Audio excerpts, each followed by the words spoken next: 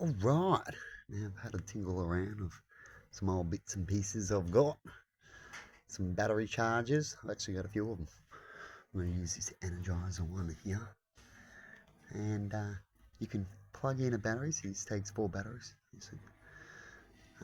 I've got a few of these, so I can line up a few of them. If I wanted to do more power, like up the power, if you wanted to have something with more speakers. So with this, you'd have 4, lasts a while. You've already got the power continuously. It doesn't really matter, so 4 should be enough than having more hooked up.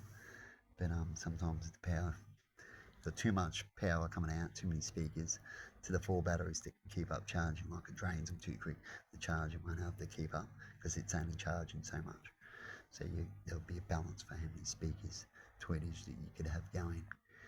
For how long before it goes flat. That'll be an experiment you'd have to find out. If not, you'd add another one and another one to this system.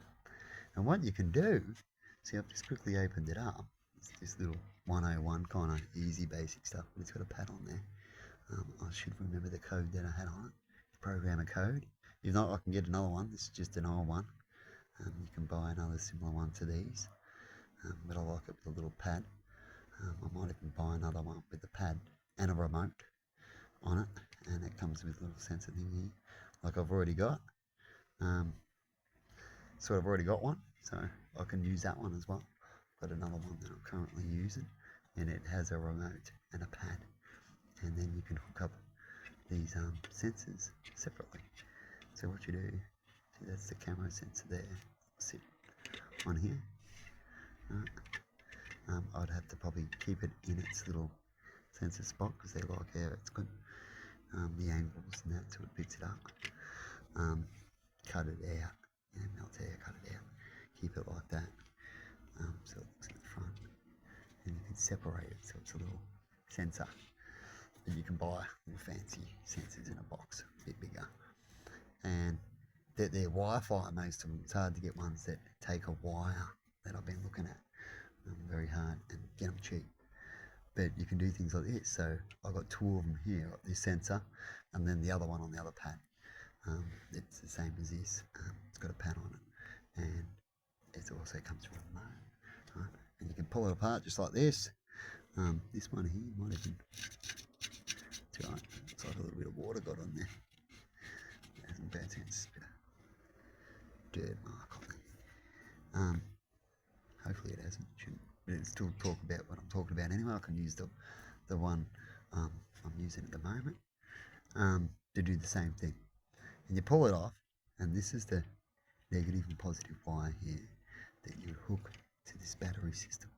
So what you do is you can have them all on charge, and then you hook up a wire, so you have the battery that goes in there with a wire on it already.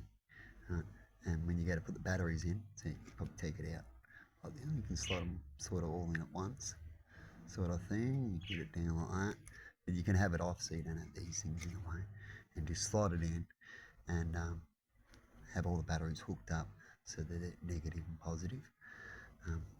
All at once, it's still 1.5 volts and all the same.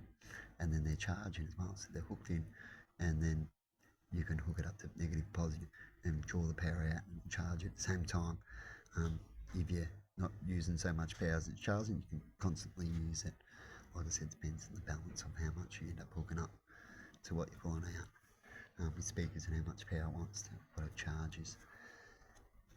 But that's pretty much it. So you'd have that part like that on the board, which I'm going to make up. And then you have this on another section turned around, and then you extend these wires to where you need to. So these 2 would go to positive and negative like that. So you've got power, and that's house power. So that's house power then.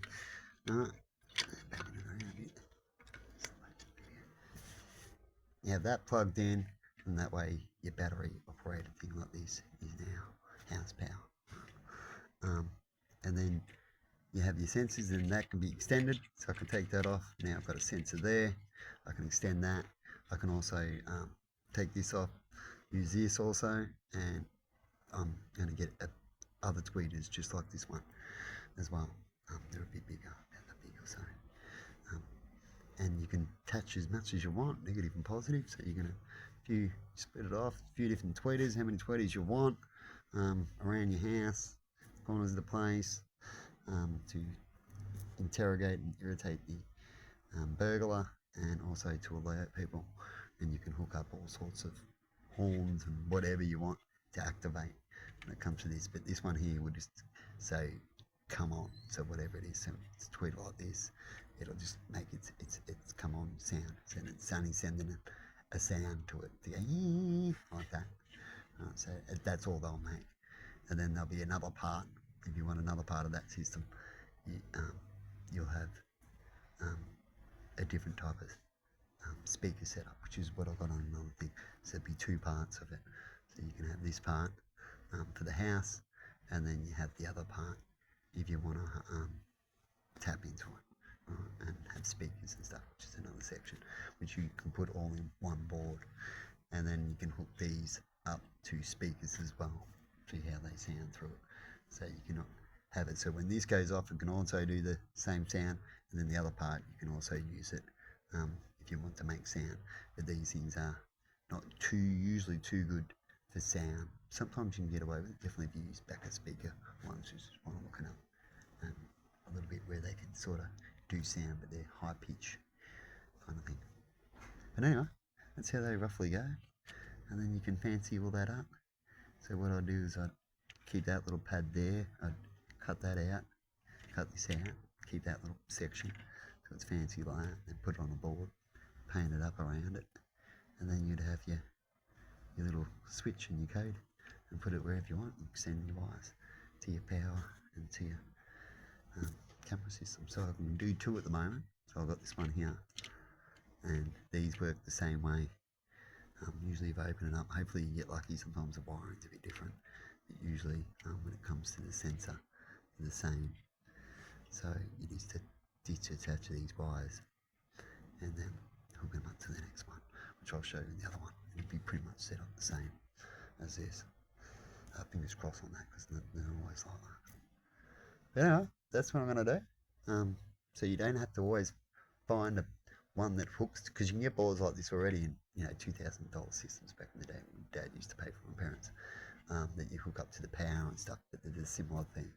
They just got converters and stuff like that to convert it down, which is in a way what I'm using here, a bit big. You can make them smaller to convert things down to certain powers, or just make it absorb a certain power. But this is what I'm using when it comes to using junk and making it work. And it doesn't matter how big the new little board I'll make up, it won't be that much bigger. Doesn't bother me how small it needs to be. And you can install it, you have it on a board or in a little box and screw it up on a wall. Anyway, have a good one and see how I go in the next couple of weeks. I'll let you know. Bye.